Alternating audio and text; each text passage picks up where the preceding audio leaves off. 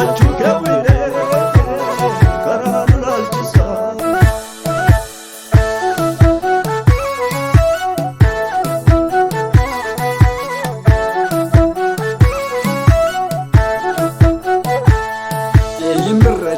Mana kayyaate oolota kee amala barichaan qabameera ta'e sabni kee akkasiin tutturraan abbaa maaltu taare rakkinicha obsee eenyuti hongaare akkasiin tutturraan abbaa maaltu taare rakkinicha obsee eenyuti hongaare.